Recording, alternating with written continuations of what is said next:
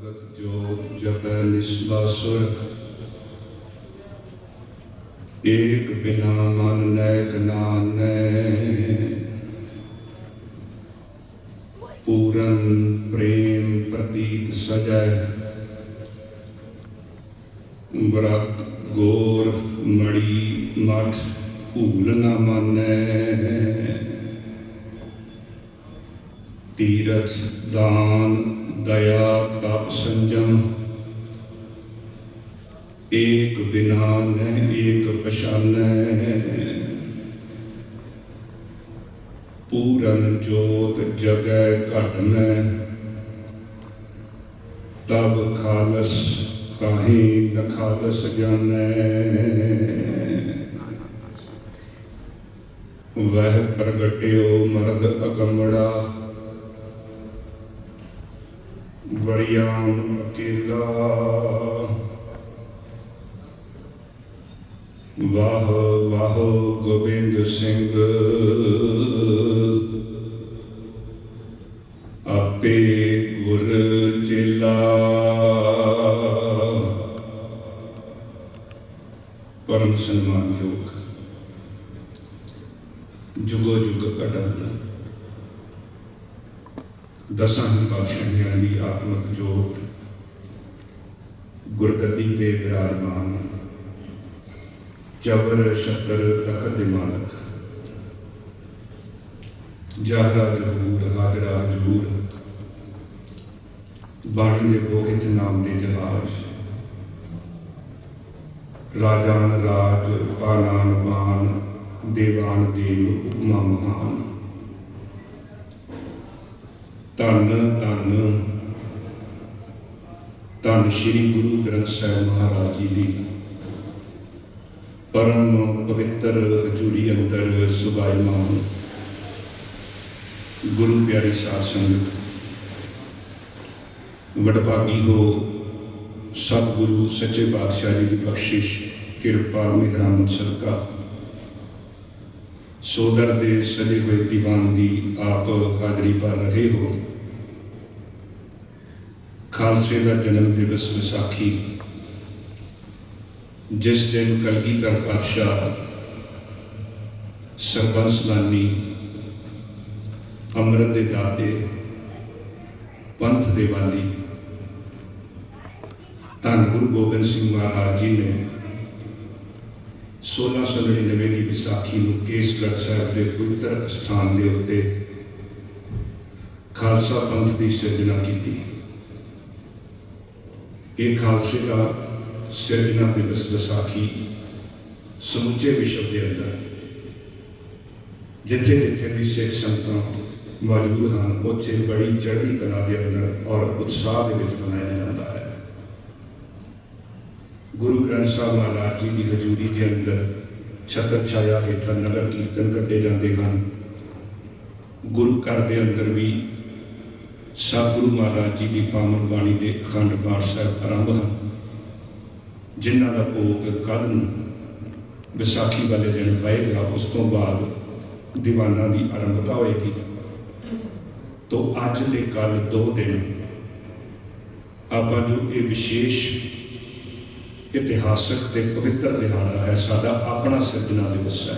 एक तो असी गुरु साहब के आगमन दिवस मनाने, गुरदा गद्दी गुरपुरब मनाने, ज्योति जोत समाउन दिवस मनाने, पर ये जिहड़ा त्यौहार है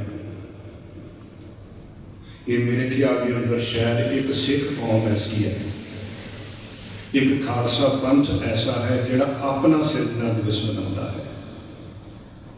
जिस दिन 10वें पातशाह गुरु गोबिंद सिंह महाराज जी ने सानू संपूर्णता बख्शिश करके रैत बैत का धारनी बना के एक ऐसी उच्ची पदवी के उत्ते बिठाया, एक ऐसी घारत घड़ी महाराज ने जदों सतगुरु पातशाह जी ने अपनी बनाई हुई इस घारत को देखा तो महाराज अश अश कर उठे। इन्ना कमाल का सतगुरु महाराज जी ने साडा आत्मक ते दुनियावी जीवन घड़िया हर पक्ष तो संपूर्ण किया कि कलगीधर पातशाह गुरु गोबिंद सिंह महाराज जी ने अपनी रसना तो ये गल कही कहने लगे मैनू गुरु नानक देव महाराज जी ते परमेश्वर की सौगंध है, मैं गुरु नानक साहब नूं और रब नूं हाजिर नाजर समझ के एक गल कहना। कलगीधर पातशाह कहते मैं बिल्कुल रत्ती भर भी झूठ नहीं बोलता इस गल के अंदर। हुण देखो जिहड़ी गल कलगीधर पातशाह कह रहे, गुरु गोबिंद सिंह महाराज कह रहे, उसकी कितनी क्रैडिबिलिटी है। वो कोई साधारण गल नहीं है। परमात्म स्वरूप सतगुरु महाराज जिहड़ी गल कलगीधर पातशाह कह रहे हैं, फिर इन्हें विश्वास दिलाने वास्ते कहते या मैं रंच न मिथ्या पाखी, रंचक मात्र भी मैं मिथ्या नहीं पाखिया, ये मैं झूठ नहीं कोई कह रहा गल। या मैं रंच न मिथ्या पाखी, ये रंचक मात्र भी मिथ्या नहीं है। पार ब्रह्म गुरु नानक साखी, पार ब्रह्म ते गुरु नानक साहब महाराज इस गल के साखी ने। उन्होंने मैं हाजर नाजर समझ के ये गल कह रहा। केड़ी गल महाराज? ते कलगीधर पातशाह गुरु गोबिंद सिंह महाराज ने आख्या सी, रोम रोम जे रसना पाऊं तदत खालसा जस रह पाऊं। जे मेरे शरीर के अंदर जिन्ने रोम ने, जिन्ने साडे वाल ने शरीर के उत्ते, पैर के अंगूठे तो लैके सिर तक, ये सब रोमां विचों केस निकलते हैं। जिन्हों महाराज ने बाणी में आख्या गुरमुख रोम रोम हर त्यावै। कलगीधर पातशाह कहने लगे जे मेरे हर रोम के अंदर एक जवान लग जाए, आखो सतनाम श्री, मेरे को इन्नियां जीभा हो जान जिन्ने मेरे शरीर के उत्ते रोम ने, ते इन्नियां जीभा नाल जे मैं इस खालसे की उस्तत करनी चाहां ते कर नहीं सकता। भाव इन्नियां जीभा नाल रल के भी जेड़ा पंथ बनाया है, जेड़ा खालसा स्वरूप बनाया है,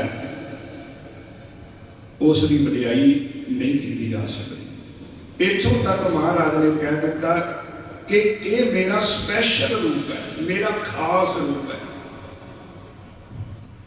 खालसा मेरो रूप है खास, मेरो रूप है खास। महाराज ने आख्या मेरा रूप है मेरा।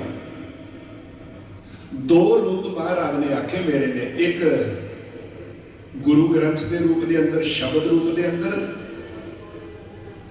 ते एक मेरा रूप है मेरा खालसा, मेरा पंथ। जे किसी ने मेरे दर्शन करने ने आत्मा करके, विचार करके, सोच करके, ते फिर गुरबाणी विच होणगे। ते जे मेरे किसी ने शरीर करके दर्शन करने ने, स्वरूप करके दर्शन करने ने, ते मेरे खालसे विच होणगे। इस करके महाराज ने आख्या सी आत्मा ग्रंथ विच ते शरीर पंथ विच। पंथ तो भाव की है? जिहड़ा खालसा पंथ सतगुरु महाराज ने विसाखी वाले दिन संपूर्ण किया। सतगुरु सच्चे पातशाह जी ने बचन के खालसा अकाल पुरख की फौज, हर देश की अपनी अपनी फौज होती है, और उस फौज के अंदर शामिल होना बड़े गर्व की गल होती है। पर रब की भी एक फौज है, परमात्मा की फौज जी है खालसा, अकाल पुरख की फौज। प्रगट्यो खालसा परमात्मा की मौज। परमात्मा की मौज के अंदर परमात्मा ने प्रसन्न होकर के दुनिया के अंदर एक घड़ी चीज आप रब ने जी चीज बनाई वो खालसा पंथ है। अज असी अपने स्वाभिमान, अपने स्वरूप नूं, अपनी महाराज वालों दिती हुई वडियाई नूं किते न किते भुलते जा रहे।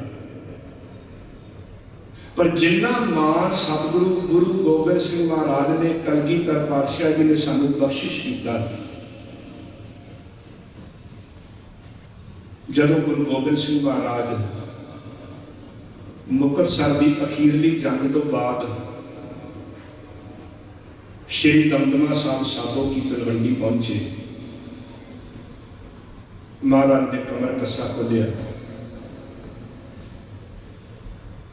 जिवें जिवें सिखां नूं पता लगता गया कि कलगीधर पातशाह इत्थे दमदमा साहब साबो की तलवंडी जिथे पावन अस्थान है, सिख धर्म का 5वां तखत है। सिख धर्म के 5 तखत ने, उन्हां विचों 3 तखत पंजाब विच ने, 2 तखत पंजाब तो बाहर ने। मैं पहला बेनती की सानू जिम्मेवारी का एहसास होना चाहिए। 5 प्यारियां के नाम, 10 गुरु साहब के नाम, 4 साहिबजादियां के नाम, 5 तख्तां के नाम, अपने गुरु साहब का संखेप इतिहास, ये हर सिख नूं पता होना चाहिए इस बारे। क्योंकि गुरु घर के अंदर सत संगत करने का मकसद ही है असल के अंदर कि असी अपने इतिहास को और गुरु महाराज की जड़ी दिती हुई एक अमोलक दात शब्द की है, बाणी की है, इसकी विचार को वाकफ हो सकिए। गल उस वेले अफसोस होता है जब बहुते सिखां नूं 10 गुरु साहब के नाम भी नहीं पता होंगे। जे सीरीयल वाइज 10 गुरु साहब के नाम किसी ने पूछते जान तो जे सानू नहीं पता ना, माफ करना बड़ी अफसोस की गल है। ये हुण आपां अपने मन के अंदर सोच सकते हैं कि जिहड़े गुरु साहब ने साडे लई इन्नियां कुर्बानियां कीतियां, सरबंस वार दिते, ततियां तवियां ते बह गए, सिर दे विच उबलदा रेता पवा लिया, 239 साल ला के पंजाब की धरती के उत्ते चप्पे चप्पे उत्ते गुरु महाराज ने सिक्खी की जड़ी खुशबू फैलाई, सिक्खी दी जड़ां स्थापित की। थोड़ा समा नहीं होता। और तुसी किसी भी गुरु साहब का जीवन पढ़ के देख लो, कमाल का जीवन है। जिन्नियां घालनावां गुरु के सिखां ने घालियां, जिन्नी घालना गुरु महाराज ने घाली, जिन्नियां कुर्बानियां गुरु साहब ने दित्तियां, पिता वारे या पुत्र वारे, महान गुरु के सिख शहीद हो गए। इस करके साडा मुढ़ला फर्ज बनता जिथे दुनियावी तौर पर उत्ते साडे कोल बड़ियां जिम्मेवारियां ने, बड़े होर काम ने, उत्थे अपनी इस पंथक जिम्मेवारी का भी एहसास होना चाहिए। 5 तखत ने सिख धर्म के, जिहदे 3 तखत जिहड़े ने वो पंजाब की धरती के उत्ते है कि 2 तखत जिहड़े ने पंजाब तो बाहर ने। श्रोमणी तखत श्री अकाल तखत साहिब अमृतसर, फिर श्री केसगढ़ साहिब जिथे खालसा पंथ की सिरजना हुई आनंदपुर साहब, एक तखत पंजाब की धरती के उत्ते श्री दमदमा साहब साबो की तलवंडी, एक तखत हजूर साहब की पवित्र धरती के उत्ते जिथे कलगीधर पातशाह गुरु गोबिंद सिंह महाराज ज्योति जोत समाए, एक तखत पटना साहब की पवित्र धरती जिथे गुरु गोबिंद सिंह महाराज जी का प्रकाश है। ये 5 तखत ने, 5 प्यारे ने, भाई दया सिंह, भाई धर्म सिंह, भाई हिम्मत सिंह, भाई मोहकम सिंह ते भाई साहब सिंह। जे विसाखी मना रहे तो घट्टो घट्ट विसाखी तो बाद हर सिख को 5 प्यारिਆਂ के नाम तो याद होने चाहिए। किहड़े 5 प्यारे? सीरीयल वाइज आप जो इस विसाखी के 5 प्यारिਆਂ के नाम हर एक को याद हो जान, 10 गुरु साहब के नाम सानू याद हो जाए, 4 साहिबजादियां के नाम याद हो जाए, 5 तख्तां के नाम याद हो जाए, तो बड़ी वड्डी प्राप्ति है, गुरु महाराज की बड़ी बख्शिश है। सतगुरु गुरु गोबिंद सिंह महाराज दमदमा साहब साबो की तलवंडी पहुंचे,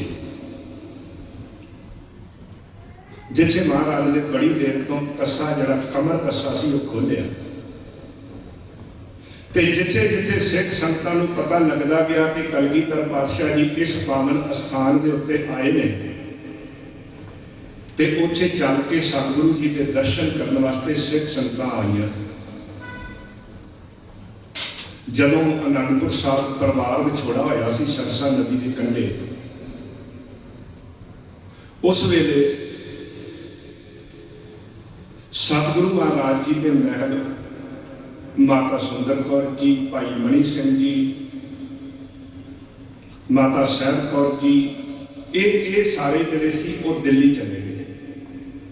2 छोटे साहिबजादे ते माता गुजरी, इन्हों गंगू अपने पिंड खेड़ी लै गया। ਵੱਡੇ ਸਾਹਿਬਜ਼ਾਦੇ ਤੇ 40 ਗੁਰੂ के सिख चमकौर साहब चमकौर की गढ़ी में पहुंचे। जदों महाराज दमदमा साहब पहुंचे तो माता जी उत्थे आए सतगुरु महाराज जी के दर्शन करने वास्ते। उत्थे माता जी ने एक गल कही सी संगत नूं देख के, कलगीधर पातशाह गुरु गोबिंद सिंह महाराज ने कहने लगे, मेरे 4 पुत्र किथे ने? जदों असीं आनंदपुर साहब को निकले सन, पूरा परिवार जदों मुगलों की ते पहाड़ी राजियां दी सोहां खा के 5-6 पोह की रात में जदों आनंदपुर साहब का किला छड्डिया तो महाराज का पूरा परिवार सी, माता गुजरी जी सी नाल, 4 साहिबजादे सन। ते उस वेले माता जी ने गल कही सी कि 4 विचों मेरा एक भी पुत्र तुहाडे नाल नज़र नहीं आ रहा, तुसीं हो ते मेरे पुत्र किथे? ते महाराज ने उस वेले एक गल कही सी, इन पुत्रन के कारणे वार दिए सुत 4 हुए तो क्या हुआ जीवत कई हजार। माता जी ये जिहड़े मेरे 1000 पुत्र जीवत ने, इन्हां तो मैं अपने 4 पुत्र कुर्बान कर दिते हैं। इन्ना महान सतगुरु सच्चे पातशाह जी ने सानू मान ते सत्कार दिता, इन्नी वडियाई दिती, और इत्थों तक महाराज ने कह दिता, कलगीधर पातशाह जी ने कहने लगे, जी मैं जंग के मैदान के अंदर जितया हाँ तो अपने इन्होंने गुरु के सिखा की बदौलत जितया हाँ। युद्ध जिते इन्हीं के प्रसाद, इन्हीं के प्रसाद सो दान करे, इन्हीं के प्रसाद सो विद्या नहीं, इन्हीं की कृपा सब शतन बने। अग ओग डरे इन्हीं के प्रसाद, इन्हीं के प्रसाद फन नाम भरे, इन्हीं की कृपा के सगे हम नहीं मोसे गरीब करोड़ भरे। इन्नी निर्माणता कलगीधर पातशाह धन गुरु गोबिंद सिंह महाराज साडे जिहड़े असल के अंदर साडे पिता माता साहिब कौर जी और पिता गुरु गोबिंद सिंह महाराज खालसा पंथ दी, पिता धन गुरु गोबिंद सिंह महाराज और माता साहिब कौर जी। तो सतगुरु गुरु गोबिंद सिंह महाराज ने 1699 की विसाखी को केसगढ़ साहब के पवित्र स्थान के उत्ते उस कारज को संपूर्ण किया जिस कारज की आरंभता धन गुरु नानक देव महाराज जी ने की सी। उच्चारण करो दी सतनाम से। 1699 की विसाखी खालसा पंथ का संपूर्णता दिवस नहीं किया जा सकता, क्योंकि जेड़ा कारज गुरु नानक साहब महाराज ने आरंभिया सी, जिहदे बारे भाई गुरदास जी ने एक गल कही है। भाई गुरदास जी कहते, मारिया सिक्का जगत विच नानक निर्मल पंथ चलाया। निर्मल पंथ, क्योंकि सानू ना कई बार मन के अंदर ये ख्याल होंदा कि गुरु नानक साहब होर ने, गुरु गोबिंद सिंह महाराज होर ने।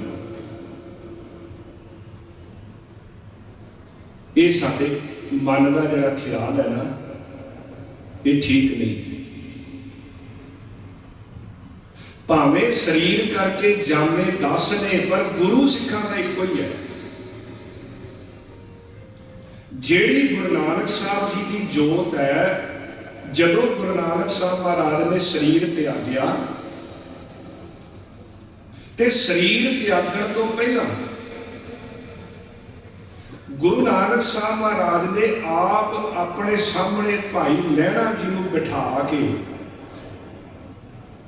जिहड़ी जोत गुरु वाली उन्हां दे अंदर प्रगट सी, जिस जोत की बरकत नाल उन्हां नूं धुर की बाणी प्रगट हो रही सी, भरी संगत नूं गुरु नानक साहब महाराज ने एक गल कही सी, अज तो मेरा वासा भाई लहणे दे अंदर होएगा।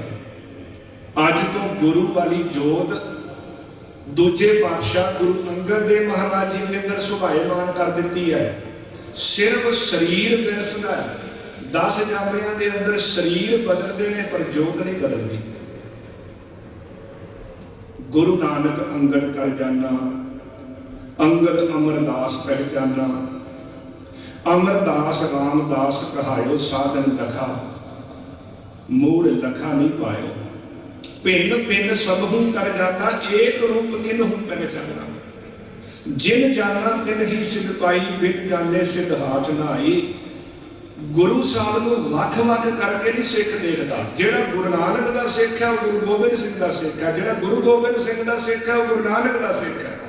जे कोई सिख है तो 10 पातशाहियां दा सिख है, जे कोई सिख नहीं है तो किसी पातशाही दा सिख है। क्योंकि गुरु महाराज के सारे 10 जामियां के अंदर जिहड़ी जोत है वो नानक जोत है। गुरबाणी पढ़ के देख लो, जे गुरु नानक देव जी की पहले जामे की बाणी है, उस शब्द के अखीर से भी नानक लिखा है। जे गुरु रामदास महाराज जी की बाणी है, लफज नानक लिखा, उत्थे गुरु रामदास ने लिखा। जे गुरु अर्जन देव जी की बाणी है, उत्थे भी नानक नाम की छाप है। 9वें पातशाह गुरु तेग बहादुर साहब महाराज की बाणी है, उत्थे भी नानक नाम की छाप है। मोहर एको ही लगी नानक की,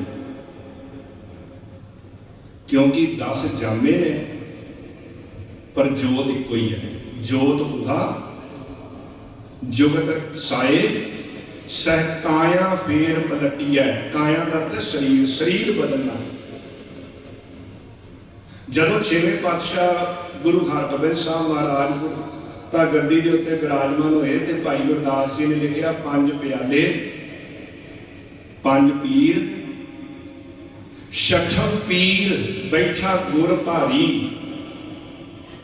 अगे भाई गुरदास जी लिखते अर्जन काया पलट के मूरत हरगोबिंद सवारी। हुण गुरु अर्जन की शक्ल बदल गई, गुरु अर्जन ने शरीर बदल लिया, गुरु हरगोबिंद साहब महाराज के शरीर में चले गए। बाकी 5 तत्तां का पुतला विलस गया। इसे तरीके जब गुरु नानक देव महाराज जी ने गुरु अंगद देव जी को गुरियाई दी ते गुरु ग्रंथ साहब ने लिखिया थापिया लहना जीव दे। लहना गुरु अंगद देव जी जिन्हों का पहला नाम भाई लहना से। थापिया लहना जीव दे गुरियाई सिर छत्र फिराया। ज्योति जोत मिलायक सतगुर नानक रूप वटाया। रूप वटाया का मतलब होता है शक्ल चेंज कर देनी। गुरु नानक साहब महाराज ने अपना रूप वटा लिया। हुण गुरु नानक साहब का रूप गुरु अंगद देव जी बन गए। इस करके 10 पातशाहियों के अंदर कोई फर्क नहीं जानना। 10 पातशाहियां इको जोत नानक जोत के वारस ने। ते जेड़ा कारज गुरु नानक साहब महाराज ने आरंभ किया, उसे कारज नूं कलगीधर पातशाह गुरु गोबिंद सिंह महाराज ने संपूर्ण किया, कंप्लीट किया।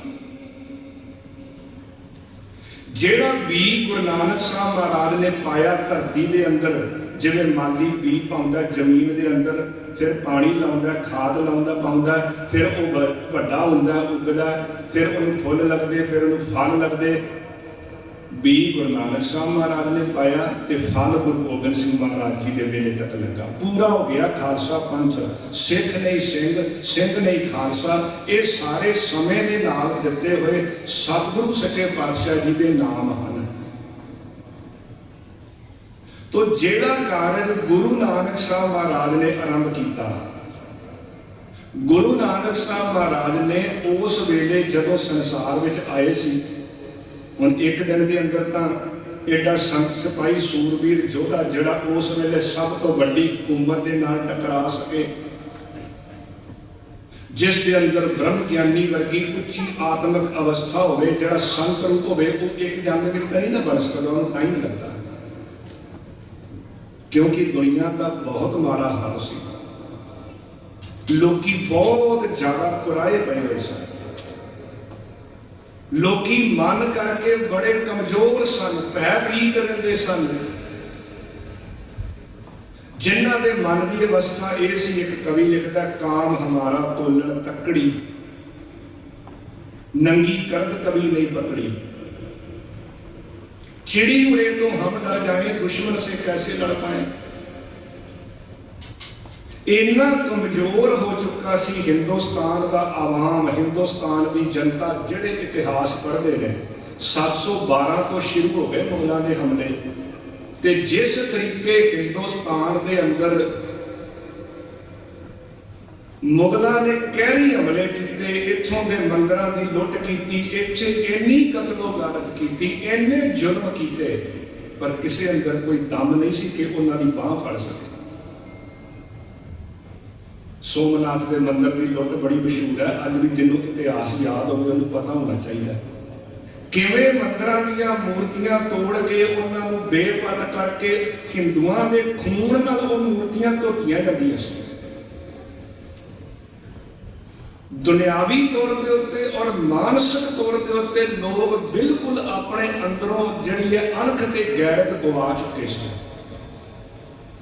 ਇਹ ਕਿਹਾ ਜਾਂਦਾ ਸੀ ਕਿ ਜੇ ਕਿਸੇ ਮੁਗਲ ਨੇ ਥੁੱਕਣਾ ਤੇ ਹਿੰਦੁਸਤਾਨ ਦੇ ਬੰਦੇ ਨੂੰ ਆਪਣਾ ਮੂੰਹ ਖੋਲ ਦੇਣਾ ਚਾਹੀਦਾ ਜਿਹਦੇ ਵਿੱਚ ਉਹ ਥੁੱਕ ਸਕੇ, ਤੇ ਐਸਾ ਹੁੰਦਾ ਸੀ।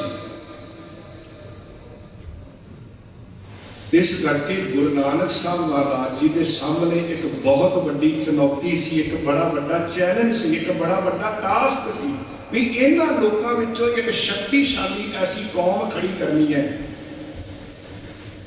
ਜਿਹੜੀਆਂ ਜਰਵਾਨੇ ਦੀਆਂ ਅੱਖਾਂ ਵਿੱਚ ਅੱਖਾਂ ਪਾ ਕੇ ਗੱਲ ਕਰ ਸਕੇ, ਜਿਹੜਾ ਇਸ ਜ਼ੁਲਮ ਦੇ ਦੌਰ ਦਾ ਟਾਕਰਾ ਕਰ ਸਕੇ ਤੇ ਸਦਾ ਲਈ ਹਿੰਦੁਸਤਾਨ ਦੇ ਉੱਤੇ ਇਹਨਾਂ ਦੇ ਹਮਲੇ ਬੰਦ ਕਰ ਸਕੇ। ਇਸ ਕਾਰਜ ਨੂੰ ਪ੍ਰੋਪਰ ਪੂਰੇ ਢੰਗ ਨਾਲ ਕਰਨ ਵਾਸਤੇ ਸਮੇਂ ਦੀ ਜ਼ਰੂਰਤ ਸੀ।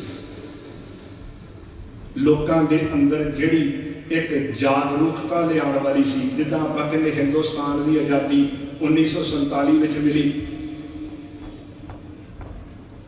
ਪਰ ਉਸ ਤੋਂ ਪਹਿਲਾਂ ਲੋਕਾਂ ਦੇ ਅੰਦਰ ਅੰਗਰੇਜ਼ਾਂ ਦੀ ਹਕੂਮਤ ਦੇ ਪ੍ਰਤੀ ਇੱਕ ਰੋਸ ਦੀ ਲਹਿਰ ਸੀ, ਇੱਕ ਸੰਘਰਸ਼ ਸੀ ਜਿਹੜਾ 47 ਵਿੱਚ ਪੂਰਾ ਹੋਇਆ। ਇਸੇ ਤਰੀਕੇ ਉਸ ਵੇਲੇ ਵਿਦੇਸ਼ੀ ਜਰਮਾਨਿਆਂ ਦੇ ਨਾਲ ਟਾਕਰਾ ਕਰਨ ਵਾਸਤੇ ਪਹਿਲਾਂ ਤਾਂ ਹਿੰਦੁਸਤਾਨ ਦੇ ਲੋਕਾਂ ਨੂੰ ਮੈਂਟਲੀ ਪ੍ਰਿਪੇਅਰ ਕਰਨ ਦੀ ਜ਼ਰੂਰਤ ਸੀ, ਮਾਨਸਿਕ ਤੌਰ ਦੇ ਉੱਤੇ ਤਿਆਰ ਕਰਨ ਦੀ ਜ਼ਰੂਰਤ ਸੀ। ਜਿਵੇਂ ਇੱਕ ਸਿਆਣਾ ਡਾਕਟਰ ਹੁੰਦਾ, ਪਹਿਲਾਂ ਉਹ ਮਰੀਜ਼ ਦੀ ਬਿਮਾਰੀ ਨੂੰ ਸਮਝਦਾ ਵੀ ਬਿਮਾਰੀ ਦਾ ਕਾਰਨ ਕੀ ਹੈ, ਫਿਰ ਉਸ ਬਿਮਾਰੀ ਦੇ ਕਾਰਨਾਂ ਦੇ ਮੁਤਾਬਕ ਉਸ ਦਾ ਫਿਰ ਹੱਲ ਕੱਢਦਾ, ਫਿਰ ਉਹਦਾ ਇਲਾਜ ਸ਼ੁਰੂ ਕਰਦਾ। ਇਸੇ ਤਰੀਕੇ ਗੁਰੂ ਨਾਨਕ ਸਾਹਿਬ ਮਹਾਰਾਜ ਨੇ ਦੇਖਿਆ ਵੀ ਅਸਲ ਦੇ ਅੰਦਰ ਹਿੰਦੁਸਤਾਨ ਦੇ ਲੋਕਾਂ ਦੀ ਗੁਲਾਮੀ ਦਾ ਕਾਰਨ ਕੀ ਹੈ, ਇਹਨਾਂ ਦੇ ਅੰਦਰ ਇੰਨੀ ਕਮਜ਼ੋਰੀ ਕਿਵੇਂ ਆ ਗਈ, ਇਹਨਾਂ ਦੇ ਅੰਦਰ ਇੰਨਾ ਡਰ ਕਿਵੇਂ ਬੈਠ ਗਿਆ, ਇਹ ਆਪਣੇ ਆਪ ਨੂੰ ਸਾਸਤ ਕਹੀਨੇ ਕਿਉਂ ਮਹਿਸੂਸ ਕਰਦੇ ਆ। ਕਿਉਂਕਿ ਜਿਹੜਾ ਬੰਦਾ ਮਨ ਕਰਕੇ ਤਕੜਾ ਨਹੀਂ ਹੈ ਉਹ ਕਦੀ ਵੀ ਜੰਗ ਜਿੱਤ ਨਹੀਂ ਸਕਦਾ। ਪਹਿਲਾਂ ਮਨ ਕਰਕੇ ਜਿਹੜਾ ਬੰਦਾ ਮਜ਼ਬੂਤ ਹੈ ਉਹ ਬੰਦਾ ਵੱਡੇ ਤੋਂ ਵੱਡੇ ਜੰਗ ਦੇ ਮੈਦਾਨ ਦੇ ਅੰਦਰ ਫਤਿਹ ਪ੍ਰਾਪਤ ਕਰ ਸਕਦਾ ਹੈ। ਸਤਿਗੁਰੂ ਸੱਚੇ ਪਾਤਸ਼ਾਹ ਜੀ ਨੇ ਦੇਖਿਆ ਵੀ ਲੋਕ ਜਾਤ ਦੇ ਨਾਂ ਉੱਤੇ, ਮਜ਼ਹਬ ਦੇ ਨਾਂ ਉੱਤੇ ਇੰਨੀ ਬੁਰੀ ਤਰ੍ਹਾਂ ਵੰਡੇ ਪਏ ਆ। ਜਿੱਥੇ ਘਰ ਦੀ ਫੋਟੋ ਹੈਗੀ ਉੱਥੇ ਘਰ ਸੁਰੱਖਿਅਤ ਨਹੀਂ ਹੈ, ਉੱਥੇ ਬਾਹਰੀ ਲੋਕ ਉਸ ਘਰ ਦੇ ਉੱਤੇ ਜ਼ਰੂਰ ਹਮਲਾ ਕਰਦੇ ਆ। ਜਿਸ ਘਰ ਦੇ ਜੀਆਂ ਦੇ ਅੰਦਰ ਆਪਸ ਵਿੱਚ ਇਤਫਾਕ ਨਹੀਂ ਹੈ ਉਸ ਘਰ ਵਿੱਚ ਸੁੱਖ ਆਨੰਦ ਵੀ ਨਹੀਂ ਹੋ ਸਕਦਾ। ਗੁਰੂ ਨਾਨਕ ਸਾਹਿਬ ਮਹਾਰਾਜ ਨੇ ਦੇਖਿਆ ਵੀ ਲੋਕ ਤਾਂ ਆਪਸ ਵਿੱਚ ਹੀ ਇੰਨੇ ਬੁਰੀ ਤਰ੍ਹਾਂ ਵੰਡੇ ਪਏ, ਜਾਤ ਦੇ ਨਾਂ ਉੱਤੇ, ਮਜ਼ਹਬ ਦੇ ਨਾਂ ਉੱਤੇ, ਨਸਲ ਦੇ ਨਾਂ ਉੱਤੇ, ਲਿੰਗ ਦੇ ਨਾਂ ਉੱਤੇ ਲੋਕਾਂ ਦੀ ਤਾਕਤ ਜਿਹੜੀ ਹੈ ਉਹ ਖੇਰੂ ਖੇਰੂ ਹੋ ਚੁੱਕੀ ਹੈ। ਇਹਨਾਂ ਨੂੰ ਇਕੱਠੇ ਕਰਨ ਦੀ ਜ਼ਰੂਰਤ ਹੈ, ਇਹਨਾਂ ਦੇ ਅੰਦਰ ਇੱਕ ਸਵੈ ਵਿਸ਼ਵਾਸ ਭਰਨ ਦੀ ਜ਼ਰੂਰਤ ਹੈ। ਜਿਹੜਾ ਖਾਲਸਾ ਪੰਥ ਗੁਰੂ ਗੋਬਿੰਦ ਸਿੰਘ ਮਹਾਰਾਜ ਨੇ ਸਿਰਜਿਆ, ਜਿਸ ਨੇ ਫਿਰ ਔਰੰਗਜ਼ੇਬ ਵਰਗੀ ਵੱਡੀ ਹਕੂਮਤ ਦੇ ਨਾਲ ਟਾਕਰਾ ਕੀਤਾ, ਜਿਸ ਖਾਲਸੇ ਦੀ ਮਹਾਰਾਜ ਨੇ ਇੰਨੀ ਵਡਿਆਈ ਕੀਤੀ, ਅਸਲ ਦੇ ਅੰਦਰ ਉਹਦੀ ਜਿਹੜੀ ਸ਼ੁਰੂਆਤ ਹੈ ਨਾ, ਸ਼ੁਰੂਆਤ ਗੁਰੂ ਨਾਨਕ ਸਾਹਿਬ ਮਹਾਰਾਜ ਨੇ ਕੀਤੀ ਸੀ। ਗੁਰੂ ਨਾਨਕ ਸਾਹਿਬ ਮਹਾਰਾਜ ਨੇ ਉਹ ਗੱਲਾਂ ਜਿਹੜੀਆਂ ਸ਼ੁਰੂ ਵਿੱਚ ਕੀਤੀਆਂ ਉਸੇ ਨੂੰ ਅੱਗੇ ਤੋਰਦੇ ਗਏ। 239 ਸਾਲ 10 ਜਾਮਿਆਂ ਦੇ ਅੰਦਰ ਗੁਰੂ ਨਾਨਕ ਸਾਹਿਬ ਮਹਾਰਾਜ ਨੇ ਲੋਕਾਂ ਦੇ ਮਨਾਂ ਦੇ ਅੰਦਰੋਂ ਜਿਹੜਾ ਹਕੂਮਤ ਦਾ ਡਰ ਸੀ, ਜਦੋਂ ਬਾਬਰ ਨੇ ਗੁਰੂ ਨਾਨਕ ਸਾਹਿਬ ਮਹਾਰਾਜ ਨੂੰ ਪਕੜ ਕੇ ਜੇਲ੍ਹ 'ਚ ਪਾਇਆ ਸੀ, बाबर बड़ा जालिम बादशाह सी। पहला हमला होया हिंदुस्तान के उत्ते बाबर का बड़ा कैरी हमला जिहड़ा सी। जिस हमले का जिक्र गुरु नानक साहब महाराज ने बाणी में किया, खुरासान खसमाना किया, हिंदुस्तान डलाया, आपे दोष न देई करता, जम कर मुगल चढ़ाया, ये 30 मार पई कर लाने तैकी दर्द न आया। उस वेले गुरु नानक साहब महाराज ने लोगों के मनां दे अंदर खौफ कढ़ण वास्ते, सहम कढ़ण वास्ते गुरु नानक साहब महाराज ने आख्या सी, बाबर तू जाबर है, होश कर, तेनों जे बादशाहत मिली है तो लोगों के नाल धक्का करने वास्ते नहीं मिली, जुल्म करने वास्ते नहीं मिली। और तुसी पढ़ के देख लो हिंदुस्तान के अंदर, इस हिंदुस्तान की धरती के उत्ते बाबर के विरुद्ध डटन वाले सिर्फ गुरु नानक साहब महाराज सन। भावें गुरु नानक साहब महाराज के कोल कोई फौज नहीं सी, कोई शस्त्र नहीं सी, अजे पंथ की भी सिरजना नहीं सी होया, अजे तो महाराज तैयारी कर रहे सन। पर लोगों के मनां के अंदर डर क्यों है, खौफ क्यों है हुकूमत का, जिहड़े जुल्म नूं देख के भी बोलते नहीं, जिहड़े धक्केशाही के विरुद्ध आवाज नहीं उठाते। गुरु नानक साहब महाराज ने उस वेले लोगों के अंदर एक जागृति लैके आउंदी, एक रेवोल्यूशन की शुरुआत की। गुरु अंगद देव महाराज जी के दरबार के अंदर हुमायूं आया। हुमायूं शेरशाह सूरी को भांज खा के आया सी, हार के आया सी, है वो बादशाह सी, तख्त पे पहला बैठा सी, घबराया होया सी। दूसरे पातशाह गुरु अंगद देव महाराज जी की शरण में आया, खडूर साहब की पवित्र धरती के उत्ते इदां ही गुरु साहब का दरबार लगा होया सी। ते गुरु साहब उस वेले संगत नूं मुखातब हो रहे सन, बच्चियां नूं गुरमुखी अखर पढ़ा रहे सन। जदों हुमायूं आया तो गुरु साहब ने कोई खास ध्यान नहीं दिता, उहदे वल कोई उचेच नहीं की। गुरु साहब जिस कारज को कर रहे सन, महाराज का ध्यान सारा उहदे वल सी ते उहनूं बड़ा अपने आप नूं इस दे अंदर हद तक महसूस हुई कि मैं बादशाह और मैं आया तो गुरु अंगद देव महाराज जी ने मेरा कोई मान सत्कार नहीं किया। तो उसने गुस्से के अंदर आके अपनी म्यान विचों तलवार कढ़ी, भी अज गुरु अंगद देव जी को तलवार नाल ही खत्म करता।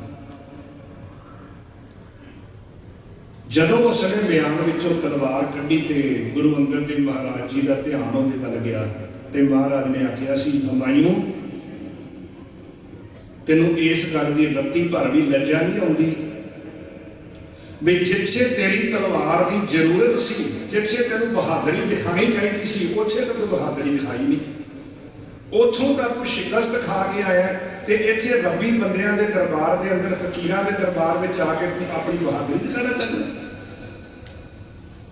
जदों ये वचन कहे गुरु अंगद देव महाराज जी ने बड़ा शर्मिंदा होया हुमायूं।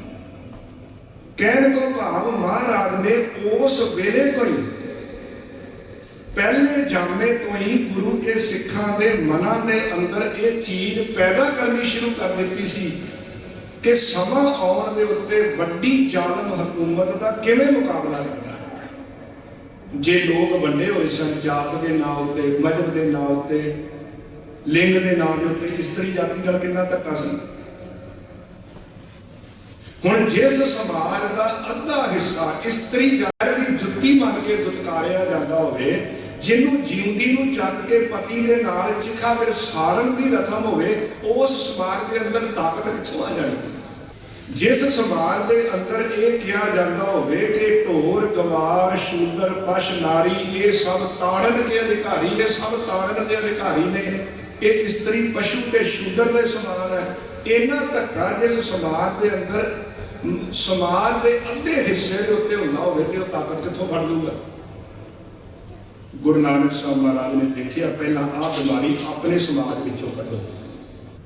गुरु नानक साहब महाराज ने लोगों के अंदर एक गल दृढ़ कराई कि इस्तरी किसी भी तरीके नाल पुरख तो घट नहीं है। भंड जमी है, भंड निमी है, भंड मंगण भी आ, भंडो होवे दोस्ती, भंडो चले रा, ਭੰਡ ਮੁਆ ਭੰਡ ਪਾਲੀਏ ਭੰਡ ਹੋਵੇ ਬੰਦਾਨ ਸੋ ਕਿਉ ਬੰਦਾ ਆਖੀਏ ਜਿਤ ਜੰਮੈ ਰਾਜਾਨ। महाराज ने समाज के अंदर जिहड़ा औरत का महत्व है महाराज ने वो दृढ़ कराया, बंदे औरत तो बिना तेरी जिंदगी मुमकिन ही नहीं है, तेरा समाज के अंदर कार विहार मुमकिन नहीं है। इस करके अपने मनां दे अंदरों ये गल कड्डो के महाराज ने आखिया भी किसी भी तरीके इस्तरी जिहड़ी आ वो बंदे नालों घट है। बेबे नानकी गुरु नानक साहब महाराज जी की पहली सिख सी। माता खीवी जी गुरु अंगद देव महाराज जी की सुपत्नी, जिन्हां दी वडियाई गुरु ग्रंथ साहब जी की बाणी के अंदर की गई है। बलवंत खीवी नेक जन जिस बहुती शौक पतराली, लंगर दौलत वंडी है रस अमृत खीर घियाली। जिथे औरत नूं धर्म का कोई कर्म करने की इजाजत नहीं सी, गुरु नानक साहब महाराज ने उस नूं बराबर की मानता दी। गुरु अमरदास महाराज ने जदों अकबर गुरु अमरदास महाराज जी के दर्शन करने वास्ते गोइंदवाल साहब आया ते अकबर नूं गुरु अमरदास महाराज ने आख्या सी आ सती प्रथा इहदे खिलाफ कानून पास करो। अज आपां शायद भावें इस गल नूं कोई बहुता वड्डा नहीं समझते, इस्तरी जात अपने हकों के प्रति बड़ी सुचेत है, पर एक समा ऐसा सी जदों औरत नूं पति की चिखा के विच जिउंदी नूं चक के सुट दिता जांदा सी, ढोल ढमक्का कीता जांदा सी। वो जिन्नियां मर्जी चीकां मारे पर ओहदी मर्जी दे उल्ट उहनूं चिखा दे अंदर सड़ के मरण वास्ते मजबूर होना पैंदा सी। जदों उसनूं इन्ना लम्मा घुंड कढ के तुरना पैंदा सी, ओहदे अंदर स्वै विश्वास नहीं सी। गुरु अमरदास महाराज ने कानूनी तौर के उत्ते सती प्रथा बंद करवाई, एक घुंड की प्रथा बंद करवाई कि औरत के अंदर भी उन्ना ही स्वै विश्वास चाहिए। महाराज ने उस खालसा पंथ की सिरजना, जिहड़ी खालसा पंथ की सिरजना कलगीधर पातशाह गुरु गोबिंद सिंह महाराज ने की, जदों महाराज ने खंडे पाटे की पौल तैयार की तो बीबियां भी अमृत छकाया। अज भी जदों अमृत संचार होता है तो पुरख के नाल बीबियां भी अमृत उस तरीके छकाया जाता है। उस तरीके 5 ककार जिहड़े ने वो बीबियां धारण करदियां ने, उहिओ नितनेम उहिओ सत्संगत रत्ती भर भी गुरु महाराज ने गुरु घर के अंदर फर्क नहीं रखिया, पूरा मान ते सत्कार दिता। और माता हरशरण कौर वर्गी, माता भाग कौर वर्गियां बीबियां जिन्हां ने मुक्तसर की जंग के अंदर तलवार चलाई। ये खालसे की ताकत गुरु नानक साहब महाराज को इकट्ठी करनी गुरु साहब ने शुरू कर दी सी। जिहड़ा विसाखी ते खालसा पंथ की सिरजना की, उहदे वास्ते जिहड़े बुनियादी सिद्धांत सन, जिहड़ी बुनियादी तैयारी सी, ये गुरु नानक साहब महाराज ने पहले जामे तो शुरू कर दी कि लोगों के अंदर किसी भी तरीके के नाल किसी तरह की भी कमजोरी ना रहे। महाराज ने पौड़ियां बनाई, खूह बनाए, सरोवर बनाए, आ संगत बनाई जिहड़ी असीं संगत बने बैठे हैं, पंगत बनाई जिहदे विच जाके असीं प्रशादा छकदे हैं। कोई जात का भरम नहीं, कोई अमीर गरीब का भरम नहीं, लोगों के अंदर बहुत भरम सी उस वेले। महाराज ने संगत ते पंगत बनाई इसे करके। अज शायद सानू लगता है कि शायद सिर्फ लंगर प्रशादा सिर्फ भोजन छकण की गल है, भोजन छकण की नहीं।